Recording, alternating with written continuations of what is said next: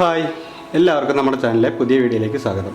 ഇന്ന് നമ്മൾ വീട്ടിലുള്ള ചോറ് കൊണ്ട് ഒരു അടിപൊളി വിഭവമാണ് ഉണ്ടാക്കാൻ പോകുന്നത്, തൈര് സാദം.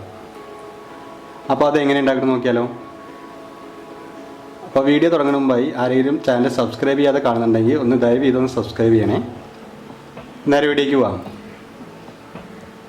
തൈര് സാദം ഉണ്ടാക്കുന്നതിനായി ഇതേപോലെ 2 ഗ്ലാസ് ചോറാണ് എടുത്തിരിക്കുന്നത്. അപ്പോൾ ഏതരി വേണമെങ്കിലും നമുക്ക് ഉപയോഗിക്കാം. വീട്ടിലുണ്ടാക്കുന്ന ഏത് ചോറായാലും കുഴപ്പമില്ല. ഇതിന് 2 ഗ്ലാസ് ചോറ് എടുത്തിട്ടുണ്ട്.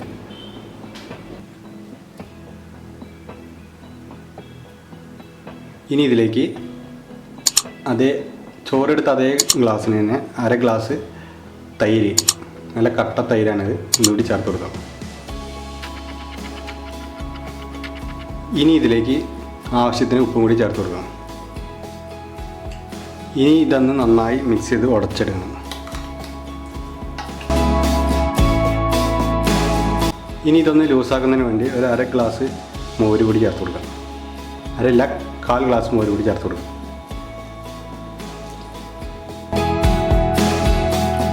ഇനി ഇത് ഒന്ന് വറുത്തിടാം. അതെങ്ങനെ നോക്കാം.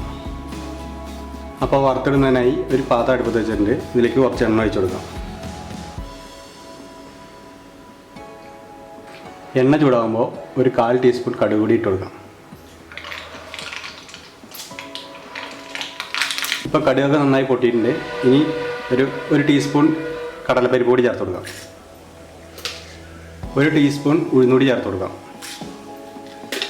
ഇപ്പോൾ ഉഴുന്നും കടലപ്പരിപ്പൊക്കെ കളർ മാറി വന്നിട്ടുണ്ട്. ഈ സമയം നമുക്ക് ഒരു 1/4 ടീസ്പൂൺ ചെറിയ ജീരകം കൂടി ചേർത്ത് കൊടുക്കാം. ഇനി ഇതിലേക്ക് ഒരു ചെറിയ കഷ്ണം ഇഞ്ചി ചെറുതായി കട്ട് ചെയ്ത് ഇതും കൂടി ചേർത്ത് കൊടുക്കാം.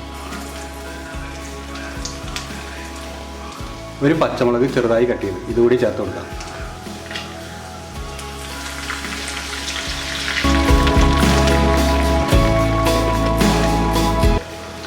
കുറച്ച് കറിവേപ്പില, ഒരു വറ്റൽമുളക്. ഇപ്പോൾ ഇഞ്ചി പച്ചമുളക് നന്നായി വഴറ്റി വന്നിട്ടുണ്ട്. ഈ സമയം നമുക്ക് ഒരു നുള്ളി കായം പൊടിച്ചത് അതും കൂടി ചേർത്ത് കൊടുക്കാം. ഇനി സ്റ്റവ് ഓഫ് ചെയ്യാം. ഇനി ഇത് നമ്മുടെ ചോറിലേക്ക് ചേർത്ത് കൊടുക്കാം.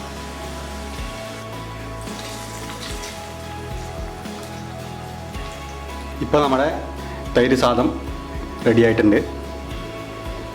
ഇനി നമുക്കിതൊന്ന് മിക്സ് ചെയ്തിട്ട് ചൂടോടുകൂടി തന്നെ കഴിക്കാവുന്നതാണ്. അപ്പോൾ വീഡിയോ എല്ലാവർക്കും ഇഷ്ടപ്പെട്ടിട്ടുണ്ടെന്ന് വിചാരിക്കുന്നു. എല്ലാവരും ഇതേപോലെ ഒന്ന് ട്രൈ ചെയ്ത് നോക്കണം. വീഡിയോ ഇഷ്ടപ്പെട്ടാൽ ഒന്ന് ലൈക്ക് ചെയ്യണം, കമൻറ്റ് ചെയ്യണം, ഒന്ന് ഷെയർ ചെയ്യണം, ഒന്ന് സബ്സ്ക്രൈബ് കൂടി ചെയ്തോളൂ കേട്ടോ. അപ്പോൾ അടുത്ത വീഡിയോ ആയിട്ട് വീണ്ടും കാണാം.